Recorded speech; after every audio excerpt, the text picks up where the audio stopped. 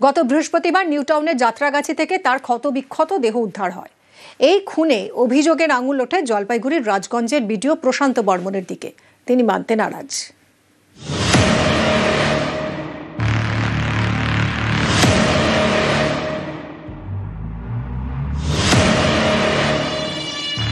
বৃহস্পতিবার নিউটাউনের যাত্রাগাছিতে ক্ষতবিক্ষত দেহ উদ্ধার।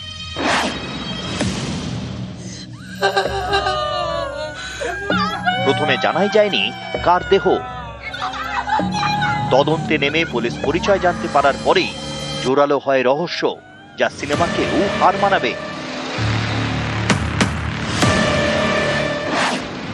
মৃতের নাম স্বপন কামিল্লা, পশ্চিম মেদিনীপুরের দাঁতনের বাসিন্দা।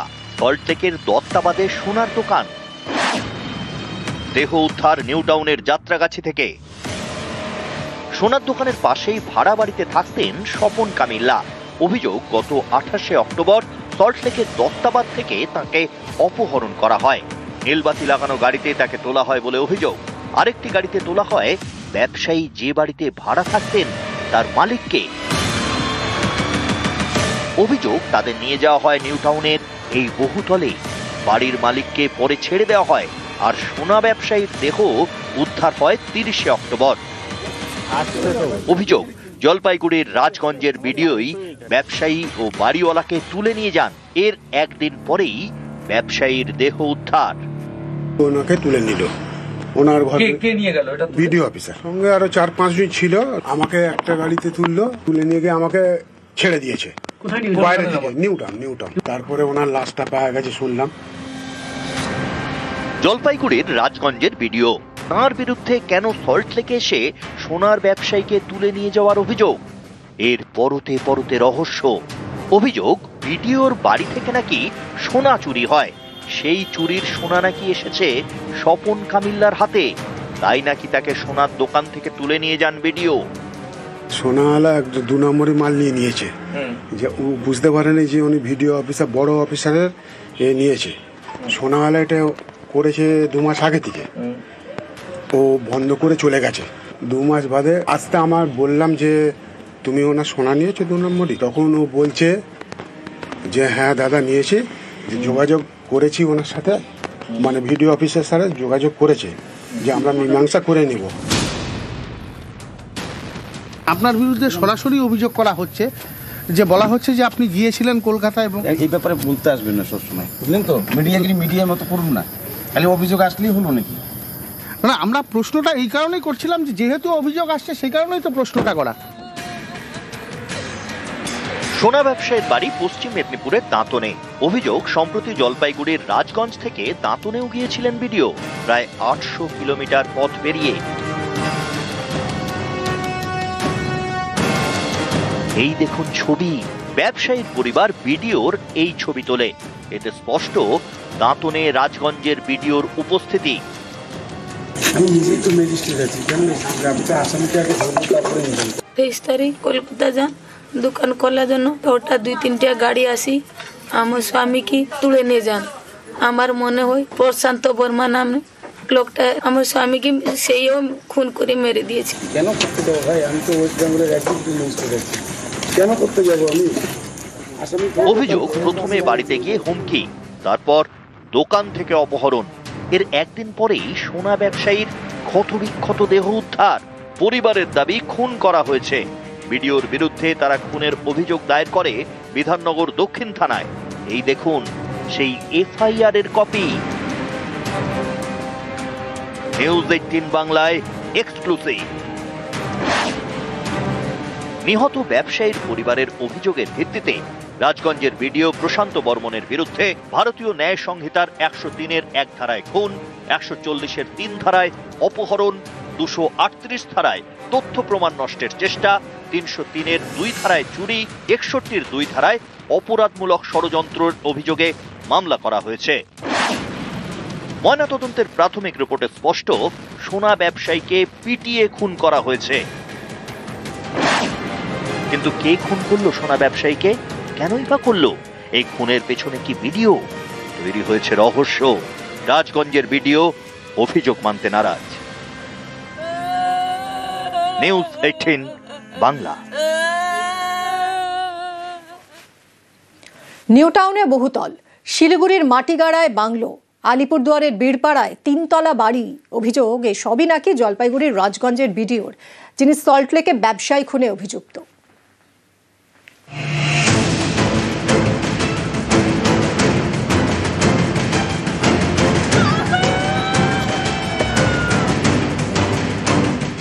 ইনি হচ্ছেন সেই ভিডিও যার বিরুদ্ধে খুনের মতো চাঞ্চল্যকর অভিযোগ। প্রশান্ত বর্মন, জলপাইগুড়ির রাজগঞ্জের ভিডিও। তার নামে নাকি বিভিন্ন জায়গায় সম্পত্তি, যেমন নিউ টাউনের এবি ব্লক। এই আস্ত বহুতলটাই নাকি ভিডিওর। এক একটা ফ্লোরে 2টো করে ফ্ল্যাট, সব মিলিয়ে 8টি ফ্ল্যাট, সবটাই নাকি ভিডিওর। রাজগঞ্জের ভিডিও প্রশান্ত বর্মন, তার যে এই ফ্ল্যাট, এই বিলাসবহুল ফ্ল্যাট, একেবারে 4তলাই ফ্ল্যাটের যে ছবি আমরা দেখাচ্ছি, এই ফ্ল্যাট কিন্তু একেবারে যার বাজার মূল্য 10 কোটি টাকা। হ্যাঁ অবশ্যই আছে, উনি তো আমাদের দেখা হয়, আমাদের দোকানে জামা প্যান্ট কেনেন, উনি তো আমাদের পাশেই থাকেন। এখানে থাকতো, উনি তো এটা বাড়ি, উনি এখানেই থাকে। নিজস্ব বাড়ি? হ্যাঁ এটা ওনার নিজস্ব বাড়ি। তখন উনি এখানে আসে, ওনার গাইডের, ওনার ড্রাইভারটা সব দেখা হয়। জানি তো, শুনেছিলাম ভিডিও।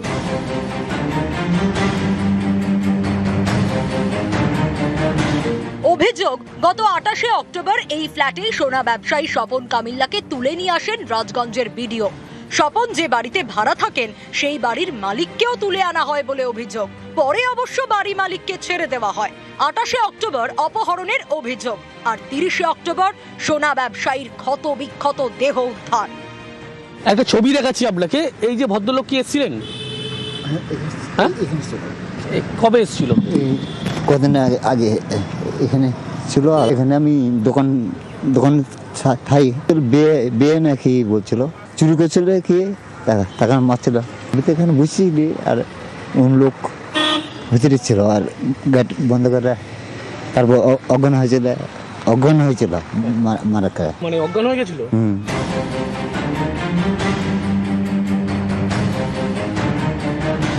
জলপাইগুড়ির রাজগঞ্জের ভিডিওর দাবি, তার নাকি কোনো বাড়ি নেই। আপনার বিরুদ্ধে সরাসরি অভিযোগ করা হচ্ছে, যে বলা হচ্ছে যে আপনি গিয়েছিলেন কলকাতা এবং আমার কোনো জায়গা নেই, বাড়ি নেই, এই ব্যাপারে বলতে আসবেন না সবসময়।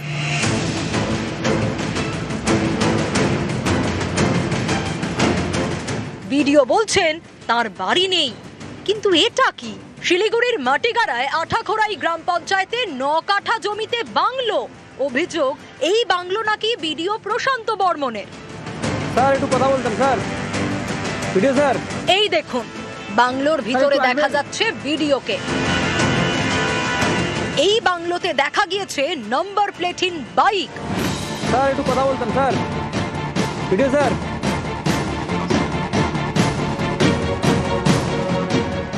আরেকটি বাইকে পুলিশের স্টিকার। সাংবাদিকরা প্রশ্ন করতেই ভিডিওর হুঙ্কার। সাংবাদিকরা কি করবেন সেই পাঠ দিতে শুরু করে দিলেন। স্যার কথা বলবো একটু। আমার সাথে কথা বলতে হবে, চলে যাও। ফাইজলামি করছো তোমরা না? স্যার ফাজলামি নয়, কথা বলতে এসেছি স্যার।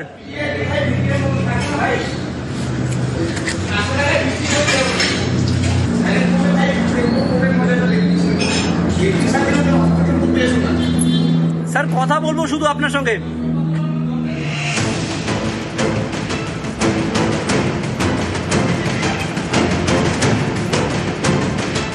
আলিপুরদুয়ারের বীরপাড়া। স্থানীয়দের দাবি, বীরপাড়ার এই 3তলা বাড়িটাও নাকি জলপাইগুড়ির রাজগঞ্জের ভিডিও প্রশান্ত বর্মনের। এখানে উনি জায়গা কিনে বাড়ি করলো আর কি, তাও তো মোটামুটি ধরেন 7-8 বছর হয়ে গেল। পরে ওনার সামনে একটা ফাঁকা প্লট ছিল, ওটা উনি কিনে নিয়েছেন আর ওনার বাড়ির অপোজিটে। নিউজ 18 বাংলা।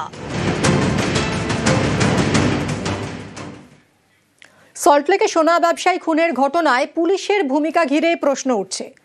28শে অক্টোবর সল্টলেকের দত্তাবাদ থেকে ব্যবসায়ী স্বপন কামিল্লাকে তুলে নিউ টাউনের ফ্ল্যাটে নিয়ে যাওয়া হয় বলে অভিযোগ।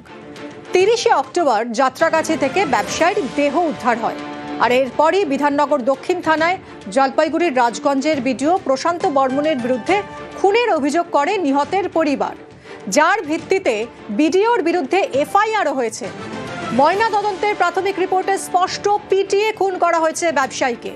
আর এখানেই অনেকের প্রশ্ন, এত কিছুর পরেও কেন ভিডিওর বিরুদ্ধে কোনো ব্যবস্থা নিতে দেখা গেল না পুলিশকে? কেন পুলিশ প্রকাশ্যে কিছু জানাচ্ছে না? খুনে অভিযুক্ত ভিডিওর এত কী প্রভাব যে পুলিশ এভাবে নীরব?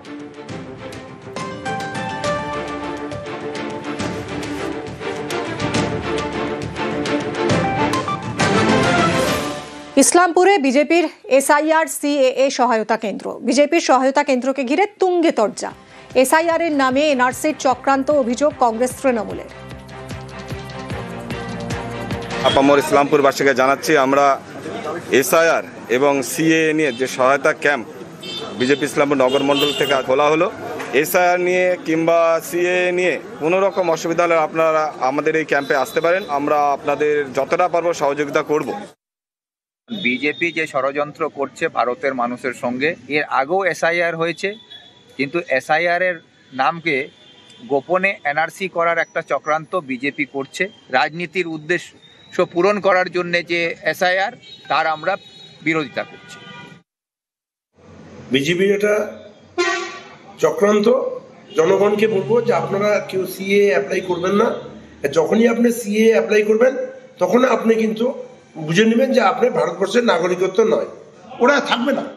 শীতের শুরুতেই চোরা শিকারীদের দাপট। চোরা শিকারীর গুলিতে পরিযায়ী পাখির মৃত্যু হয়েছে বসিরহাটের সীমান্ত এলাকা থেকে সুন্দরবন। একই ছবি। কথা বলবো, অনুপম রয়েছে সঙ্গে। অনুপম, এই যে পরিযায়ী পাখিরা শীতের শুরুতেই আসতে শুরু করে, তারা আবার চোরা শিকারীদের টার্গেট। দেখো মিমি, এই যে চিত্রটা, এটা প্রতি বছর একই রকম ছবি। এটা হচ্ছে একদম আমাদের বসিরহাট থেকে শুরু করে বসিরহাটের সীমান্তবর্তী এলাকার যেসব জঙ্গল নদী রয়েছে সেখান থেকে শুরু করে একদম বিস্তীর্ণ সুন্দরবন লাগোয়া এলাকা পর্যন্ত সেই একই ছবি। প্রতিদিন সকালে শীতের মরশুমে যখন বিভিন্ন পরিযায়ী পাখি সাইবেরিয়া থেকে যারা আসে, সেসব পাখিরা যখন গাছ থেকে নেমে তারা যখন মাছের ভেড়িতে বা প্রত্যেকবারই যখন একই ছবি, অনুপম, তাহলে প্রশাসন কেন সতর্ক হয় না? কি ব্যবস্থা নেওয়া হচ্ছে? তবে এইটাই সব থেকে বড় প্রশ্ন যে প্রশাসন বা বন দপ্তর কিন্তু এদের বিরুদ্ধে কোন রকম ব্যবস্থা নেয় না। তার কারণ আমরা বিগত 10 বছরের মধ্যে দেখিনি যে এইসব এলাকায় এই যে চোরা শিকারীদের যে দাপট, তাদের মধ্যে কেউ ধরা পড়েছে বা তাদেরকে কোন রকম আইনি ব্যবস্থা গ্রহণ করা হয়েছে তাদের বিরুদ্ধে।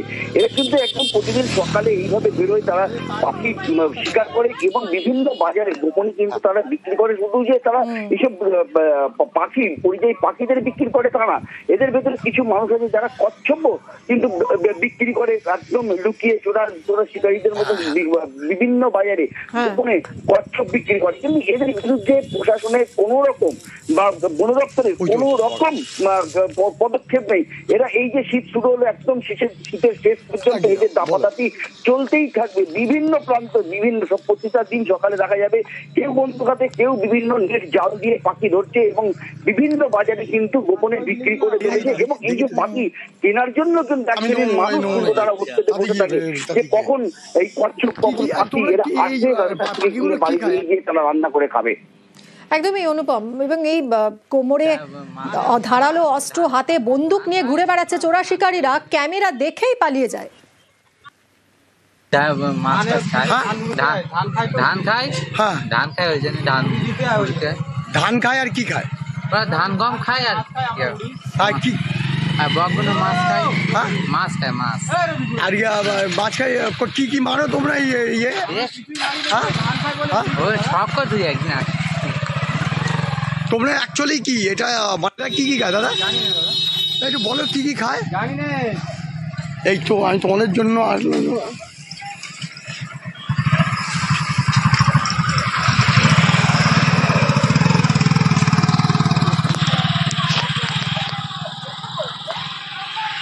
আর এই চোরা শিকারের বিরুদ্ধে সরব হয়েছেন সমাজকর্মীরাও।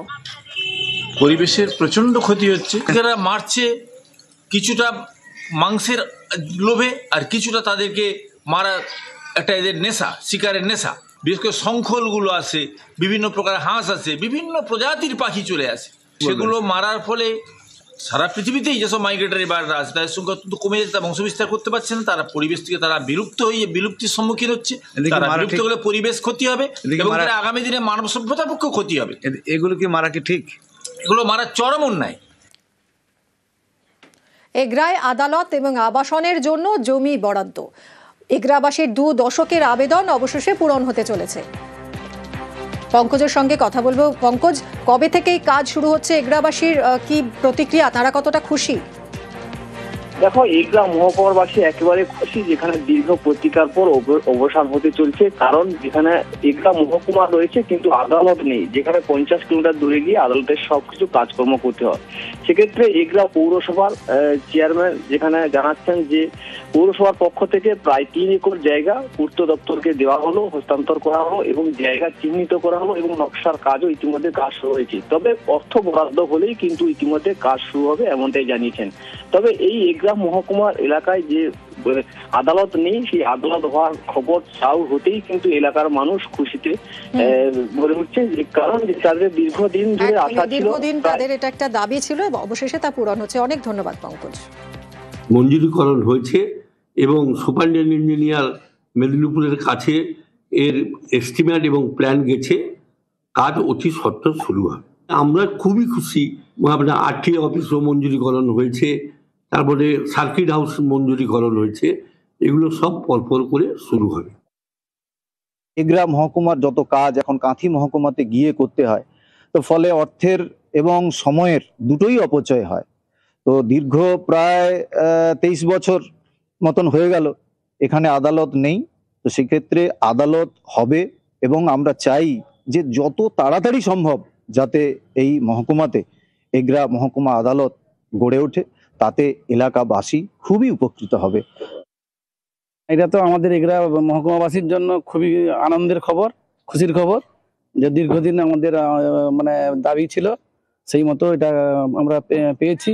তাতে আমরা আনন্দিত এবং গর্বিত। দক্ষিণবঙ্গে সপ্তাহ শেষে শীতের আমেজ, দক্ষিণবঙ্গে উইকেন্ডে সকালে শীতের আমেজ। কথা বলবো বিশ্বজিতের সঙ্গে। বিশ্বজিৎ, তাহলে কি শীতের আগমন ফাইনালি হলো দক্ষিণবঙ্গে, নাকি এখনই সেটা বলা যাবে না? এখনই শীতের আগমন এমনটা বলা যাবে না, কারণ হেমন্তের যে পরিবেশ, সেই পরিবেশটাই প্রকট হবে। অর্থাৎ খুব সকালে এবং রাতের দিকে একটা হালকা শীতের আমেজ এবং দিনের বেলায় একটু উষ্ণতার ছোঁয়া, অর্থাৎ একেবারে পুরোপুরি হেমন্তের পরিবেশ বজায় থাকবে। কারণ আমরা দেখেছি যে গত কয়েকটি নিম্নচাপ বঙ্গোপসাগরে হয়েছে এবং তার প্রভাবে কার্যত বর্ষার একটা পরিস্থিতি তৈরি হয়েছে। প্রচুর জলীয় বাষ্প এবং আর্দ্রতাজনিত অস্বস্তি ছিল, বৃষ্টি ছিল এবং সেই আবহাওয়া কাটিয়ে শীতের আগে যে হেমন্তের পরিবেশ, সেই হেমন্তের পরিবেশই প্রকট হবে। দক্ষিণবঙ্গের ক্ষেত্রে পশ্চিমের জেলাগুলিতে শীতের এই অনুভূতিটা একটু বেশি অনুভূত হবে এবং কোথাও কোথাও হালকা কুয়াশা ধোঁয়াশা হতে পারে এবং সপ্তাহান্তে অর্থাৎ আগামী সপ্তাহের শুরুতে রবি সোমবারের দিকে তাপমাত্রাটা 2-1 ডিগ্রি আরো নামতে পারে, এমন একটা ইঙ্গিত আবহাওয়াবিদরা দিয়েছে। কাজে একটা বিশ্বজিৎ, এত গেল দক্ষিণবঙ্গের কথা, আর উত্তরবঙ্গের আবহাওয়া যদি জানাও। উত্তরবঙ্গে আপাতত বৃষ্টির সম্ভাবনা যখন দক্ষিণবঙ্গেও নেই, উত্তরবঙ্গেও বৃষ্টির সম্ভাবনা আপাতত নেই। একেবারে রৌদ্র করজ্জ্বল আবহাওয়া, যাতে একেবারে দার্জিলিং থেকে কাঞ্চনজঙ্ঘা দেখার মতো উপযুক্ত পরিবেশ আগামী কয়েকদিন থাকবে, এমনটাই জানাচ্ছে আবহাওয়া দপ্তর। কারণ বৃষ্টির সম্ভাবনা নেই, তবে পার্বত্য এলাকায় কোথাও কোথাও কিছুটা জলীয় বাষ্পের কারণে কোথাও কুয়াশা ধোঁয়াশা হতে পারে। তবে বেশিরভাগ দিনই রৌদ্র করজ্জ্বল আবহাওয়া এবং রৌদ্রোজ্জ্বল আবহাওয়াতেই, শুষ্ক আবহাওয়াতেই আগামী কয়েকদিন থাকবে, এমনটাই জানাচ্ছে আবহাওয়া দপ্তর। ধন্যবাদ বিশ্বজিৎ। আর এরই পাশাপাশি আপনাদের সুন্দর দৃশ্য দেখাই, কাঞ্চনজঙ্ঘা দেখাই। ঝকঝকে উত্তরবঙ্গের আকাশ, আর সকাল সকাল কাঞ্চনজঙ্ঘার দেখা মিলল। ঘুমন্ত বুদ্ধ দর্শনে খুশি পর্যটকরা।